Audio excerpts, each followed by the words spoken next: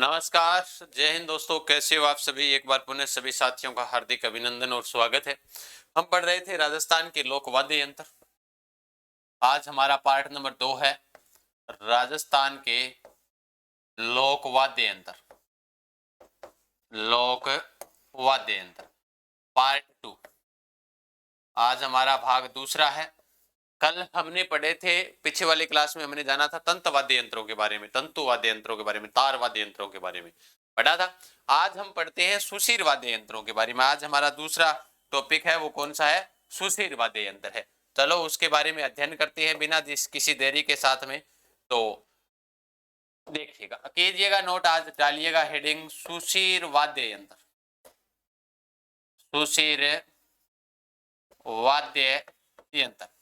भाई सुशीर वाद्य यंत्र के बारे में आज हम पढ़ते हैं। प्रमुख रूप से सुशीर वाद्य यंत्र कौन से होते हैं? देखो, सुशीर वाद्य यंत्र दुनिया को बताए गुरुजी, जो वाद्य यंत्र जिनको हम फूंक मारकर बजाते हैं सुशीर वाद्य यंत्र होते हैं। ट्रिक रावण की 100 पंगु थी बत तंत की। लेकिन लिखना चाहो तो लिख लियो, बाकी मेरे पास में इस ट्रिक से माध्यम से कोई उपाय नहीं है। जैसे मैंने ट्रिक बनाई थी कि मुरली बाबा सुन, भूल ना कर मौसम में सीन देखने की। सारी ट्रिक इसके अंदर शामिल है। मुरली बाबा, मुरली भी एक वाद्य यंत्र होता है जो सुशीर वाद्य यंत्र होता है। बाबा बांसुरी, बांकिया, मुरली बाबा सुन, सु से सुरनाई, ठीक है, न से नफीरी, मुरली बाबा सुन, भूल ना कर, किसमें भूल ना कर यानी बुग्गड़। कई बार कहूंगा बड़ी बड़ी बोगड़ है जी, बोगड़ एक वाद्य यंत्र है, सुशीर वाद्य यंत्र है, ठीक है ना। हाँ, भूल ना कर, ना से नागफणी, कर से करना, ना कर मौसम में यानी मोह से मोरचंग, सह से सतारा और मैं से मशक, ठीक है। मौसम में सीन देखने की, मौसम में सीन देखने की, न से नड़, सी से सिंगी वाद्य यंत्र, जखन सिंगो भी केस का देखने की, भाई किसी प्रकार की भूल ना कर मौसम में सीन देखने की, तो ये हो जाएगी। उसके अलावा बीण भी सुशीर वाद्य यंत्र होता है। तो आपको जैसे याद रखो, आपके याद रहे वैसे याद रख लेना। यानी मैं एक साफ स्पष्ट शब्दों में लिख सकता हूं, फूंक मारकर बजाए जाने वाले वाद्य यंत्र। फूंक मारकर बजाए जाने वाले वाद्य यंत्र। भाई फूंक मारकर बजाए जाने वाले वाद्य यंत्र कौन से होते हैं? तो आपको ध्यान रखना है, सुशीर वाद्य यंत्र की श्रेणी में आते हैं। आवाज वगैरह तो चालू है क्या? है, मैं देख लेता हूँ, कोई रिकॉर्डिंग चालू कर लियो, आवाज वगैरह कुछ चालू ही नहीं हुआ है, गड़बड़ी हो जाए जी। ठीक है, आवाज वगैरह सब चालू है। चलो देखते हैं। सबसे पहले मैंने ट्रिक आपको बता दी, जो मैंने अभी नाम लिए थे सारे, अगर याद रहे तो ठीक है, ना याद रहे तो ऐसे आपको फेक एक तो पढ़ना ही पड़ेगा, सीधी सी बात है। सबसे पहले हम जानते हैं कौन सा गोजा? अड़गोजा। भाई अलगोजा वाद्य यंत्र के बारे में पढ़ते हैं। अलगोजा जखन राजस्थान को राज्य वाद्य यंत्र के, पहली बात तो ध्यान रखना, अलगोजा क्या होता है? भाई राजस्थान का राज्य वाद्य यंत्र, राजस्थान का राज्य वाद्य यंत्र। भाई राजस्थान का राज्य वाद्य यंत्र कौन सा होता है? अलगोजा है। अलगोजा होता है वो दो बांसुरी का मिश्रण होता है। बांसुरी होती है ना, दो बांसुरियों से मिलकर बना होता है। इसको नक्सांसी कहते हैं, यानी नाक से बजाया जाता है। तो अगर बजाने वाले तो नाक से भी बजा सकते हैं। सामान्यतः अलगोजे के अंदर 6 छेद होते हैं। अलगोजे में कितने छेद होते हैं? 6 छेद होते हैं। और मीणा जो आदिवासियों में इसका विशेष प्रचलन है, जनजातियों में भी बात करें ना तो प्रमुख रूप से जो विशेष प्रचलन है वो किसमें है? मीणा जनजाति में भी इसका प्रचलन है। जैसे हमने जनजातियों के अंदर पढ़े थे ना, जैसे दुकाको, दुकाको भील है, वो दीपावली के अवसर पर बजाते हैं, हमने पढ़ा था वाद्य यंत्र। वैसे भी जनजातियों का फैक्ट कभी हार्ड बने तो हमने याद रखना जरूरी है। उसके अलावा यहाँ तंगाराम भील का नाम सुना होगा आपने, और जो सिंध प्रदेश था ना, उस प्रदेश में इसी बांसुरी इसी अलगोजे को क्या कहते हैं? बीण कहते हैं। बीण जो कालबेलियों का प्रमुख वाद्य यंत्र होता है, समझा होगा आपने। तो देखो लिखते हैं अलगोजे के बारे में। सामान्यतः इसमें कितने छेद होते हैं? सामान्यतः इसमें 6 छेद होते हैं। 6 छेद होते हैं। भाई सामान्यतः इसमें कितने छेद होते हैं? 6 छेद होते हैं। किसमें? अलगोजे में। भाई इसमें जो 6 छेद होते हैं, दो बांसुरियों का मिश्रण होता है। दो बांसुरी का मिश्रण, बांसुरी का मिश्रण होता है। भाई दो बांसुरी का क्या होता है? मिश्रण। दो बांसुरी से मिलकर बना होता है, इसको नक्सांसी भी कहते हैं। नक्सांसी मतलब सर, नक्सांसी मतलब नाक से बजाया जाता है, नाक से भी बजाया जाता है, बजाया जाता है। भाई ये वाद्य यंत्र है वो आपका कौन सा हो जाएगा, तो ध्यान रख लेना ये वाद्य यंत्र है आपका अलगोजा। भाई सिंध प्रदेश में इसे क्या कहते हैं, तो ध्यान रखना सिंध प्रदेश में, सिंध प्रदेश में इसे बीण कहते हैं, बीण, बीण कहते हैं। मीणा जनजाति में प्रचलित है ये वाद्य यंत्र, ये भी ध्यान रखना, मीणा जनजाति में प्रचलित, जनजाति में प्रचलित है, प्रचलित है। भाई मीणा जनजाति के अंदर क्या है, प्रचलित है, कौन सा, जो आपका अलगोजा वाद्य यंत्र है वो, ठीक है, ध्यान रख लेना, इंपॉर्टेंट है, ठीक है। प्रमुख कलाकार की बात करें तो तंगाराम को याद रख लेना, तंगाराम, तंगाराम का संबंध पूछा जाए आपसे तो ध्यान रखना किससे है, अलगोजा वाद्य यंत्र से है, ठीक है, हाँ इंपॉर्टेंट है तंगाराम भील प्रमुख कलाकार। नेक्स्ट पढ़ते हैं, लिखो इसको फटाफट से। नेक्स्ट हम पढ़ते हैं बांसुरी के बारे में।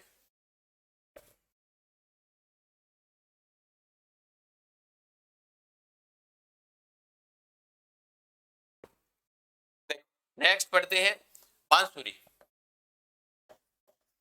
बांसुरी। अब हमने पढ़ा जैसे अलगोजा होता है, अलगोजा दो बांसुरी से मिलकर बना होता है, और बांसुरी होती है सिंगल होती है। बांसुरी इंपॉर्टेंट है, बांसुरी वाला भी।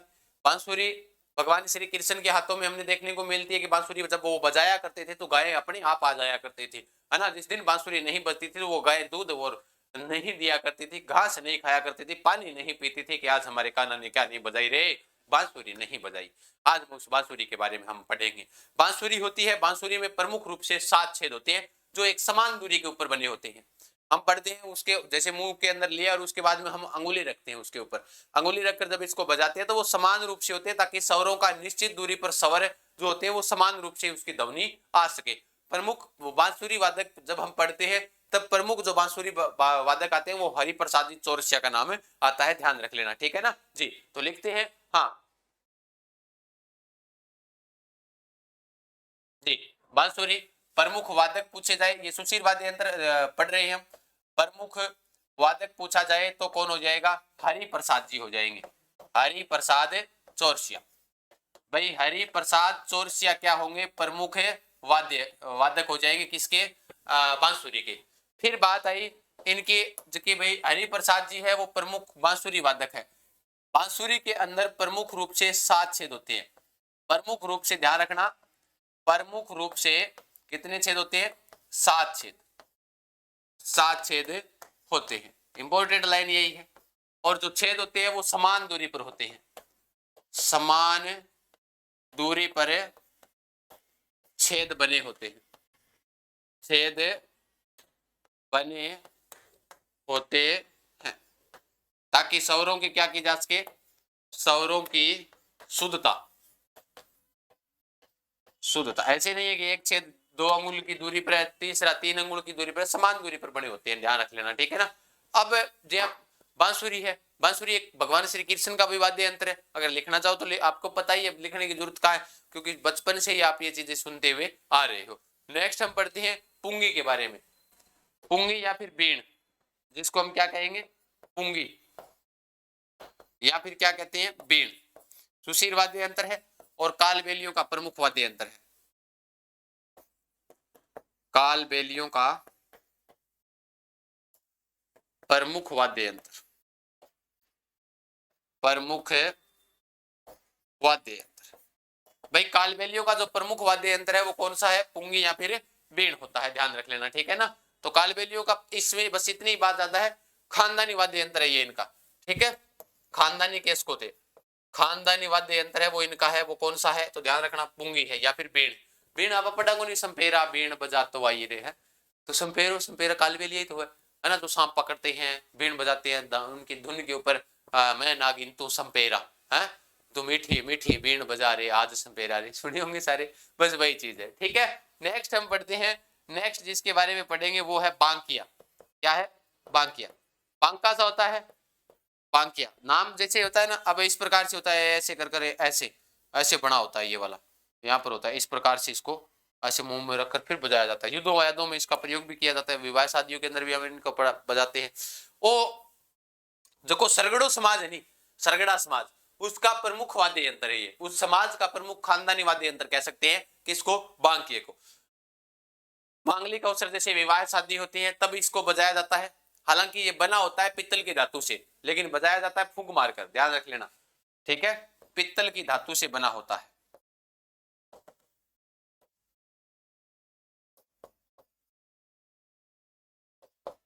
पित्तल के धातु से बना होता है, धातु से बना होता है भाई, पित्तल की धातु से बना होता है आपका कौन सा, बांकिया। अब देखो सरगड़ा समाज का प्रमुख, सरगड़ा समाज का प्रमुख खानदानी वाद्य यंत्र, खानदानी वाद्य यंत्र। उसके अलावा बांकिए को मांगलिक अवसरों पर बजाया जाता है, जैसे विवाह शादी हो गए, शुभ कार्यों पर इसे बजाया जाता है। मांगलिक अवसरों पर प्रयुक्त किया जाता है, प्रयुक्त किया जाता है, ठीक है, ध्यान रख लेना। नेक्स्ट लिख लो भाई, लिख लो पहले, है ना, फटाफट से लिखिएगा। पित्तल की धातु का बना होता है और मांगलिक अवसरों पर बजाया जाता है, एक खानदानी वाद्य यंत्र, सरगड़ा समाज का ध्यान रख लेना, ठीक है ना जी। लिखो इसको फटाफट से। नेक्स्ट चर्चा कर लेते हैं। अब ये आपके सुशीर वाद्य यंत्र चल रहे हैं, आज हम इस क्लास में अपने सारे के सारे जितने भी सुशीर वाद्य यंत्र हैं उनको हमें निपटाएंगे।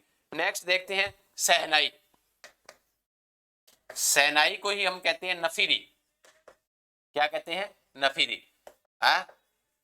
सहनाई के लिए तो सर पढ़ रहे हैं कि सहनाई कब बजे, है ना, सहनाई कब बजाई जाती है, सहनाई बज रही है दुल्हन में डोली सजी, डोली में सजी दुल्हन आ रही है ना, सुना है कि नहीं सुना, बिल्कुल सर सुना है। सहनाई या फिर नफीर जिसको हम कहते हैं, सुशीर वाद्य यंत्रों में सर्वश्रेष्ठ होती है। कौन से में, सुशीर वाद्य यंत्रों में सर्वश्रेष्ठ। जैसे कल हमने पढ़ा था तंत्र वाद्य यंत्रों में सर्वश्रेष्ठ सारंगी को, वैसे ही सुशीर वाद्य यंत्रों में सर्वश्रेष्ठ, सुशीर वाद्य यंत्रों में सर्वश्रेष्ठ।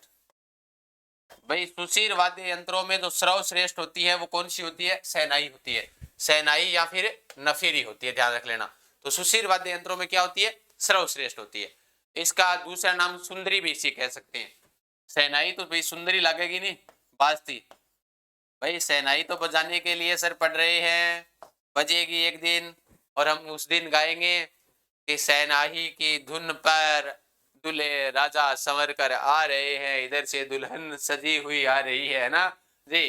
जो शीशम ये है ना सहनाई, ध्यान रखना, शीशम या फिर सागवान की लकड़ी से बनी होती है, शीशम या सागवान की लकड़ी से बनी होती है, सागवान की लकड़ी से बनी होती है, बनी होती है, ध्यान रख लेना। शीशम या फिर सागवान की जो लकड़ी होती है उससे बनी होती है आपकी कौन, सहनाई।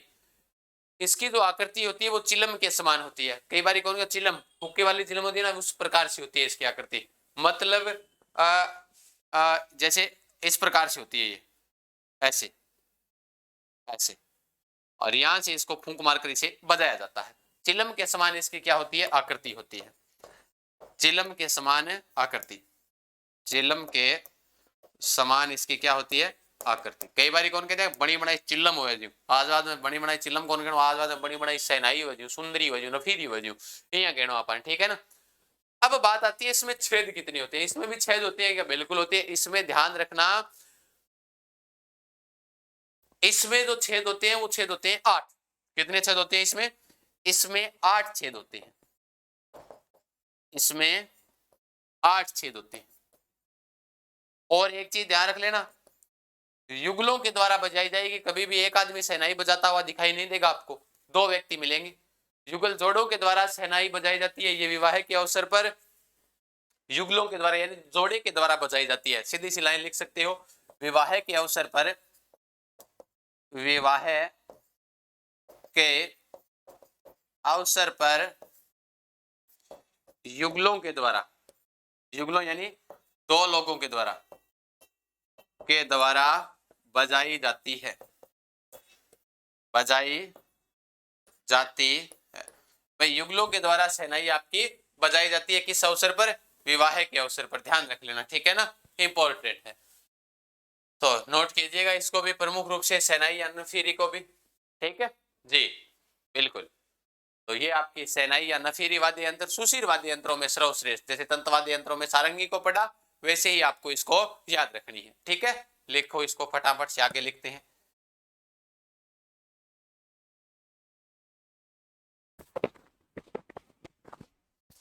नेक्स्ट पढ़ते हैं संतारा वाद्य यंत्र, जो एबीसी से मिलकर बना होता है। पढ़े संतारा वाद्य यंत्र, संतारा वाद्य यंत्र। अब संतारण कई बार ये सोचा है इन अवनद में लीजिए, कोई तंत्र में लीजिए संतारण, लेकिन संतारा वाद्य यंत्र से ही हर बार एग्जाम में प्रश्न आता है कि निम्नलिखित में से कौन सा वाद्य यंत्र सुशीर वाद्य यंत्र नहीं है, और अपनी सोचते हैं संतारा नहीं है।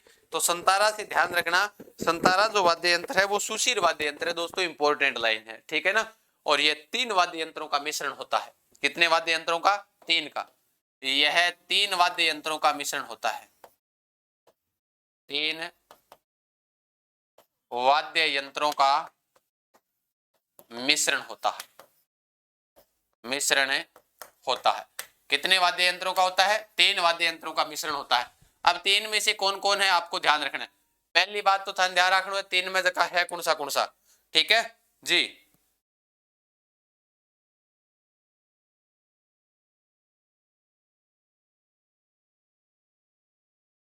3 वाद्य यंत्रों का होता है, जैसे ए प्लस बी प्लस सी के बाद गुरुजी एकीकरण करवाना लगे, ए बी सी डी, पहले रियाज करना करवाओ चारू नहीं।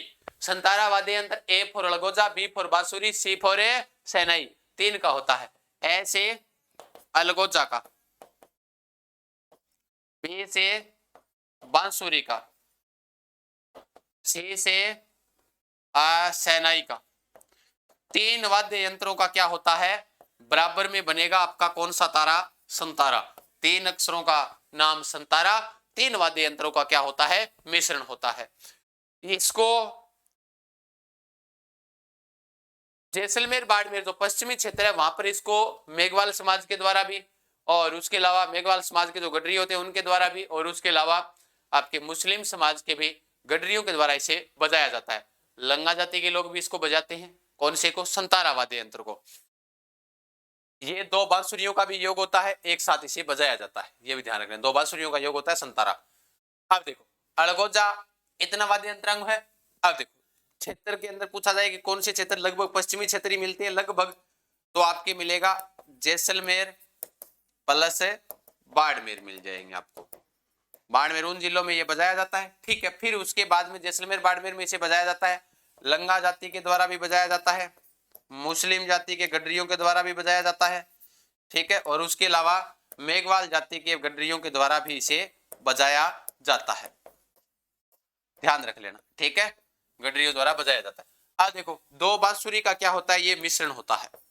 हालांकि वैसे तो 3 वाद्य यंत्रों का सम्मेलन होता है, इसमें 2 बांसुरी का मिश्रण, यानी 2 बांसुरी साथ में लगी होती है, इसमें भी ध्यान रख लेना, इसमें संतारा वाद्य यंत्र में, ठीक है। मिश्रण 2 बांसुरियों का इसमें क्या होता है? योग होता है, उनके साथ में ये एक साथ में फिर इसे बजाया जाता है। ये आपका संतारा वाद्य यंत्र है, ठीक है। नोट कीजिएगा, फिर लिखवाता हूं मोरचंग वाद्य यंत्र।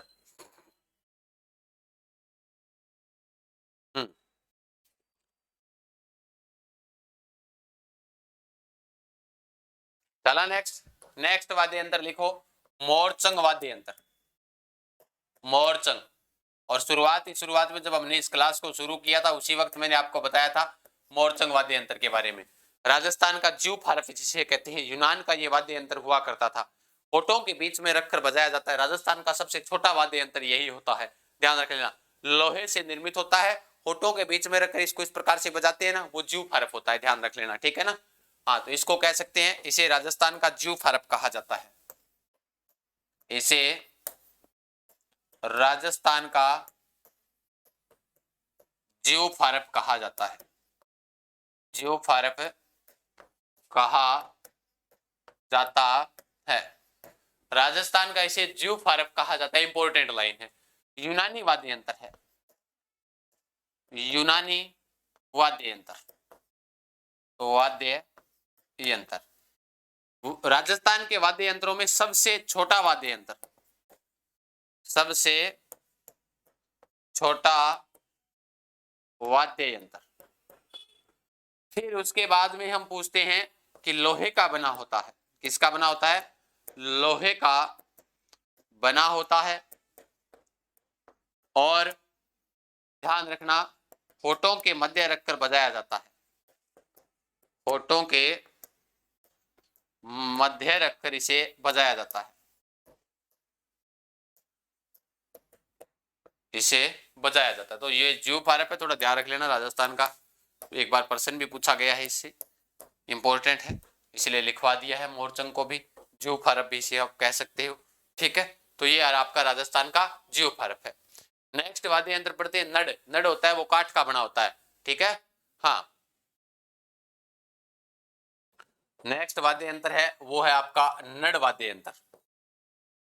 नड वाद्य यंत्र।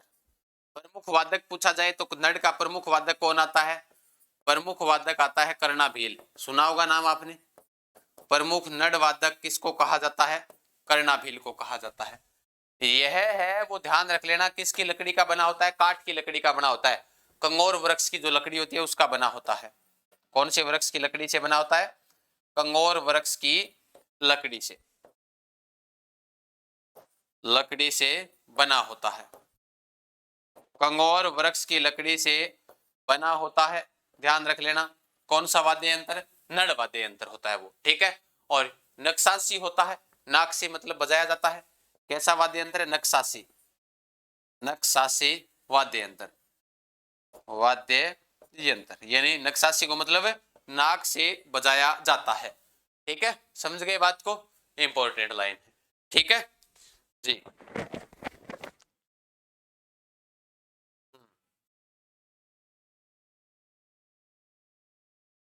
नेक्स्ट वाद्य यंत्र के बारे में पढ़ते हैं। ये नड आ गया।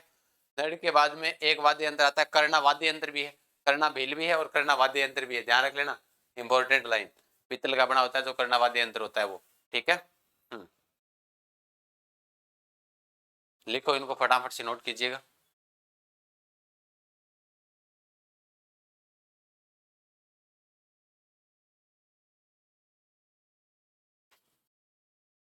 जी, नेक्स्ट वाद्य यंत्र है वो आपका है कर्णा वाद्य यंत्र। कर्णा वाद्य यंत्र। कर्णा वाद्य यंत्र क्या होता है? देखो, कर्णा वाद्य यंत्र होता है वो पित्तल से निर्मित होता है। किससे निर्मित होता है? पित्तल से निर्मित होता है। और ध्यान रखना, सुरनाई की आकृति के समान होता है। सुरनाई होती है ना, उसकी आकृति के समान हो जाता है। इसका कर्णा वाद्य यंत्र का प्रयोग पहले राज दरबार लगते थे ना, और या युद्ध होते थे, उस वक्त इसका प्रयोग किया जाता था। ये बस इतना ध्यान रखना। सुशीर वाद्य यंत्र है, किसका बना होता है? पित्तल का बना होता है, पित्तल से निर्मित, पित्तल से निर्मित, पित्तल से निर्मित, पित्तल से निर्मित है कर्णा वाद्य यंत्र। फिर बात आई कर्णा वाद्य यंत्र की। पहली बात तो आप ध्यान रखना, पित्तल से निर्मित है। दूसरा क्या होता है? नक्सासी, यानी नाक नहीं, कर्णा वाद्य यंत्र नक्सासी नहीं होता है, ध्यान रखना। पित्तल से निर्मित होता है कर्णा वाद्य यंत्र। सुरनाई की आकृति का होता है, सुरनाई की आकृति का। भाई सुरनाई की आकृति आपने देखी होगी, उस आकृति जैसा होता है। और इसका प्रयोग राज दरबारों व युद्धों में किया जाता था। प्रयोग इसका कहां पर किया जाता था? राज दरबारों, पहले राज दरबार लगते थे, राज दरबारों व युद्धों में इसका क्या किया जाता था? युद्धों में इसका प्रयोग किया जाता था, प्रयोग किया जाता था, किया जाता था। ठीक है, तो कर्णा वाद्य यंत्र भी ध्यान रख लेना थोड़ा सा कि इंपॉर्टेंट है। ठीक है ना जी। कर्णा एक तो भील हो गया, नडवादक, एक कर्णा वाद्य यंत्र हो गया। ठीक है, नेक्स्ट पढ़ते हैं नागफणी। नागफणी जैसी नाम में लिखा हुआ है, नागफणी यानी मतलब सांप के समान है क्या गुरुजी? जी बिल्कुल है। नागफणी वाद्य यंत्र, नागफणी वाद्य यंत्र। भाई नागफणी जो वाद्य यंत्र है वो कैसा होता है? भाई नागफणी जो वाद्य यंत्र होता है, ध्यान रखना, सांप की आकृति जैसा होता है। ये भी पित्तल का ही बना होता है, सुशीर वाद्य यंत्रों में आता है और साधु सन्यासियों के द्वारा मंदिरों में इसका प्रयोग किया जाता है, ध्यान रख लेना, ठीक है ना। सांप की आकृति जैसा, सांप की आकृति जैसा, और उसके अलावा कैसा बना होता है? पित्तल का बना होता है, पित्तल का बना होता है, ध्यान रख लेना। किसका बना होता है? पित्तल का बना होता है। नागफणी सांप की आकृति जैसा होता है। उसके बाद में एक चीज और ध्यान रख लेना भाई, ये तो ठीक है भाई, पित्तल की आकृति का बन गया, हो गया। सांप की आकृति, पित्तल की आकृति को, पित्तल धातु से बना होता है और सांप की आकृति जैसा होता है। साधु सन्यासियों द्वारा व मंदिरों में इसका क्या किया जाता है? प्रयोग किया जाता है। अब वर्तमान में तो बहुत कम हो गया, लेकिन प्रश्न आ जाता है कि नागफणी कौन सा वाद्य यंत्र है? सुशीर वाद्य यंत्र है। प्रयोग साधु सन्यासियों द्वारा, साधु सन्यासियों व मंदिरों में इसका क्या होता है? मंदिरों में प्रयोग, ठीक है। तो ये आपका हो गया कौन सा वाद्य यंत्र है? नागफणी वाद्य यंत्र है। इंपॉर्टेंट है, थोड़ा लिख लेना इसको, ठीक है ना जी। इंपॉर्टेंट लाइनें आपको लिखवा रहा हूं और ये जो प्रमुख रूप से आपको इंपॉर्टेंट बातें हैं वो मैं आपको करवा रहा हूं। चलो लिखो इसको, फिर नेक्स्ट लिखवाते हैं।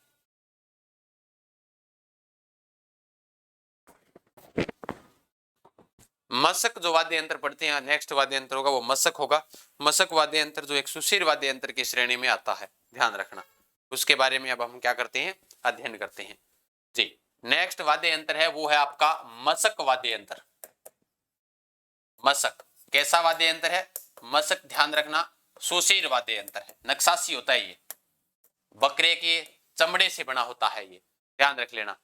मशक वाद्य यंत्र होता है वो भोपों के द्वारा प्रयुक्त किया जाता है। किसके द्वारा? भोपों के द्वारा, भोपों द्वारा प्रयुक्त, यानी भोपों के द्वारा इसे क्या किया जाता है? प्रयुक्त किया जाता है। अब देखो मशक जो वाद्य यंत्र होता है वो भोपों के द्वारा प्रयुक्त किया जाता है। फिर उसके बाद में आप ध्यान रखना कि भाई सर्वाधिक इसका जो प्रचलन है, प्रचलन कौन से जिलों में है? जैसे अलवर है, सवाई माधोपुर है, वहां पर इसका सर्वाधिक प्रचलन है। धौलपुर है, सवाई माधोपुर है, उस स्थान के आसपास इसका सर्वाधिक प्रचलन, अलवर के आसपास भी है, तो क्यों भोपों के द्वारा प्रयुक्त किया जाता है। तो प्रचलन इधर वाली साइड में यानी पूर्वी राजस्थान में इसका प्रचलन है। सवाई माधोपुर शहर बसाया था सवाई माधो सिंह ने, 1763 ईस्वी में बसाया था, माधो सिंह प्रथम के द्वारा। पढ़ते हैं ना, बहुत बढ़िया। ये किससे निर्मित होता है? बकरे की चमड़ी से निर्मित होता है। किससे होता है? बकरे की चमड़ी से निर्मित, चमड़ी से निर्मित। भाई बकरा होता है, बकरे की चमड़ी से क्या होता है? निर्मित होता है आपका कौन सा वाद्य यंत्र? मशक जो वाद्य यंत्र होता है वो बकरे की चमड़ी से निर्मित होता है, ध्यान रख लेना, ठीक है ना, इंपॉर्टेंट है। और इसकी आवाज होती है, वो आवाज कैसी होती है? पुंगी यानी बीन के समान होती है। इसकी आवाज जैसे हम बीन बजाते हैं ना कालबेलिया वगैरह, तो इसकी आवाज पुंगी या फिर बीन के समान होती है, बीन के समान होती है, पुंगी या फिर बीन के समान होती है आपकी मशक वाद्य यंत्र की आवाज। इंपॉर्टेंट है मशक। ये आपका सुशीर वाद्य यंत्र है। कितनी देर की होगी आपकी क्लास? आधे घंटे की होगी ना। मैं कोशिश कर रहा हूं कि आपको आज लगभग जो वाद्य यंत्र है आपके इस सुशीर वाद्य यंत्र इस क्लास में पूरे करवा देता हूं। चलो नेक्स्ट एक शायद मेरे हिसाब से एक और बन गया आपका शंख है, मुरली है। ये ध्यान रखना सुशीर वाद्य यंत्र की श्रेणी में आते हैं, ये भी लिख लेना।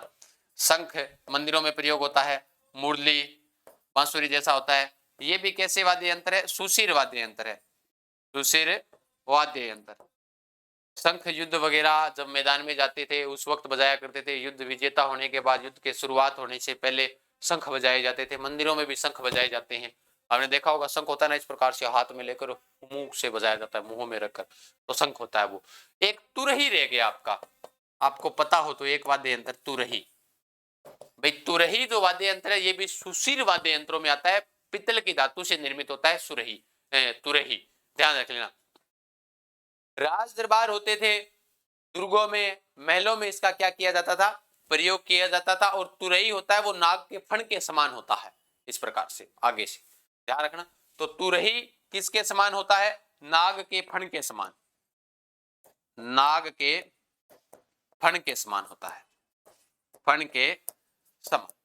भाई नाग के फण के समान होता है। फिर उसके बाद में आपको ध्यान रखना है भाई, ठीक है नाग के फण के समान हो गयो। अब आपसे पूछा जाए भाई नाग के फण के समान तो हो गया, ठीक है, लेकिन अब इस जो बना किससे होता है, पीतल से निर्मित होता है, जो पीतल जो धातु होती है उससे ये निर्मित होता है। फिर उसके बाद में बात आई आपकी कि भाई इसका प्रयोग जैसे दुर्गों में, महलों में, दुर्ग महलों में प्रयोग किया जाता था, प्रयोग किया जाता, ध्यान रख लेना कहां पर इसका प्रयोग किया जाता था, दुर्ग है, महलों में इसका क्या किया जाता था, प्रयोग किया जाता था, ध्यान रख लेना, ठीक है। तो ये आपके सारे के सारे कौन से वाद्य यंत्र है, सुशीर वाद्य यंत्र है, जिनके बारे में आपने जाना है प्रमुख रूप से। और आपके ये जो सुशीर वाद्य यंत्र है वो लगभग क्या होते हैं आपके यहाँ पर समाप्त होते हैं। नेक्स्ट वाद्य यंत्र हम पढ़ेंगे घन वाद्य यंत्र, और उसके बाद पढ़ेंगे अवनद वाद्य यंत्र, जो हम पढ़ेंगे नेक्स्ट क्लास में। आपको क्लास अब अवेलेबल होगी, लगातार तरीके से आप पढ़ते रहिएगा, हंसते रहिएगा, मुस्कुराते रहिएगा, और इन अलगोजों और इन वाद्य यंत्रों के साथ में अपनी ध्वनि को मस्त तरीके से रहिएगा। गूगल पर सर्च करते रहना तुरही वाद्य यंत्र, आपको फोटो मिल जाएगी। मेरे पास इतना टाइम नहीं था कि मैं आपको फोटो साथ में ऐड करता, बाकी हो जाती। बाकी दुनिया आज हर व्यक्ति के पास में फोन है, सीधा सर्च करो तुरही, कुछ और सर्च कौन करना है, ठीक है, ओके, ठीक है, नेक्स्ट क्लास में फिर मिला।